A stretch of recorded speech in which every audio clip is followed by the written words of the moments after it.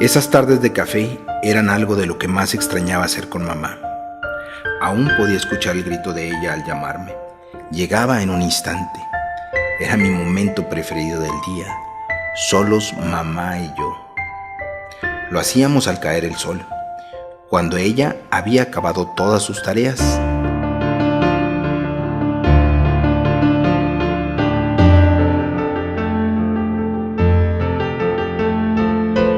Recuerdo claramente que la cocina estaba decorada en tonos amarillos. Al centro estaba una mesa con fórmica amarilla y sus patas, así como las sillas de esta, eran de madera de pino, altas, muy altas. Mis pies no alcanzaban a llegar al suelo. Esto me permitía balancearlos. Lo hacía hasta que mi madre decía: «Basta, Iker». Era una persona que con una sola mirada imponía respeto, así que paraba mi diversión de manera inmediata. Mi lugar preferido era la segunda silla, por dos razones. Quedaba cercana a la estufa. El calor llegaba y abrazaba mi cuerpo en invierno, no de manera tan arrebatada como si estuviera en la primera. En verano, la corriente del aparato de aire lavado pegaba de frente en ese lugar y me refrescaba de manera exquisita en esas tardes ardientes de mi infancia. La segunda razón, no menos importante, era para deleite de mis ojos. Sentarte ahí tenía como premio la vista al jardín de la casa, un pequeño jardín que a esa edad era inmenso. Mi madre se sentaba invariablemente por el interior de la barra, frente a mí. Entonces, una doble vista, por demás satisfactoria: el jardín y mi madre. Ya sentado y con las manos previamente lavadas, estas inspeccionadas por ella, llegaba el momento de recibir el premio. Un delicioso café, preparado con canela. Lo servía en unas tazas blancas. Estas tenían un filo oscuro, simulando café o chocolate derramado. Hoy es día que el recuerdo fotográfico que tengo de ellas no puede determinar si era uno u otro. Siempre que tomaba en estas, recordaba el origen de ellas, un regalo de mi hermano mayor para mamá. Las había traído de un viaje a Londres. Las compró el mismo día que Diana y Carlos se casaron. La fórmula del famoso café de mi madre era completada con un chorrito de leche, previamente calentado en la estufa. Era pecado verterla directa del frigo. ¿Bajaría la temperatura del café? Mamá lo tomaba prácticamente hirviendo. Una cuchara de azúcar morena era el toque final.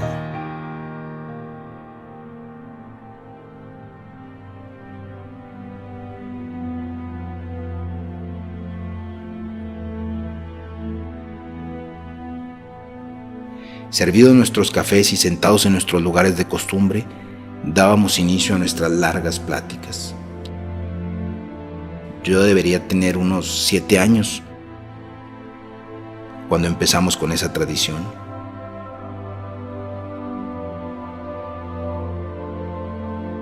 Lo seguimos haciendo así hasta que me fui a la universidad.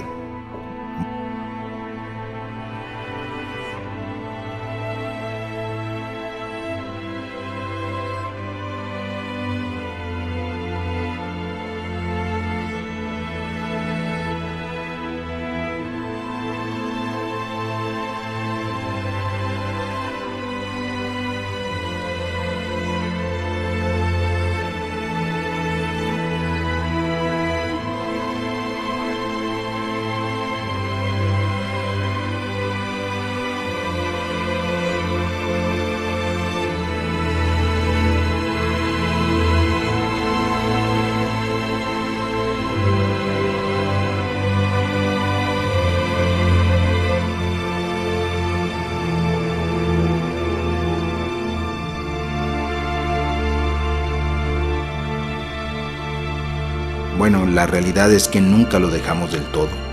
Aun cuando estaba lejos, en mis regresos espaciados a casa, reabríamos nuestro pequeño club privado.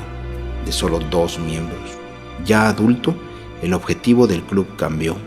Pasó a convertirse ese diminuto espacio en nuestro confesionario, en el lugar donde mamá me dio el tesoro más preciado y que con los años se convirtió en la herramienta más útil para transitar la vida, su filosofía de vida.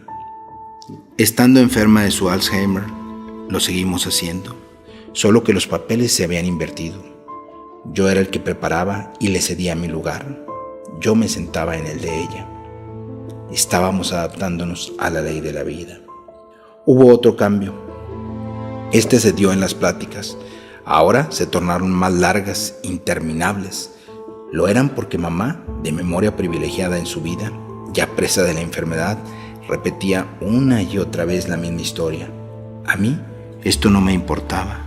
Yo restaba importancia a escuchar lo mismo una docena de veces. Esta tradición se convirtió en recuerdo una tarde que llegaron mis hermanos a por ella. Había que llevarla a la casa de retiro, pero ninguno habíamos tenido el valor para hacerlo. Era lo mejor para ella. Ya no podía estar en casa con papá.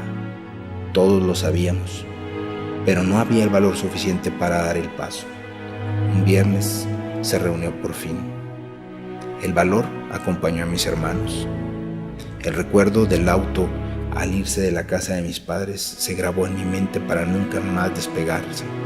Se tatuó en ella. Su hora de partida fue justo antes de nuestra cita con el café. Me quedé esperándola en la misma silla, en la segunda, como cuando empezamos nuestro club.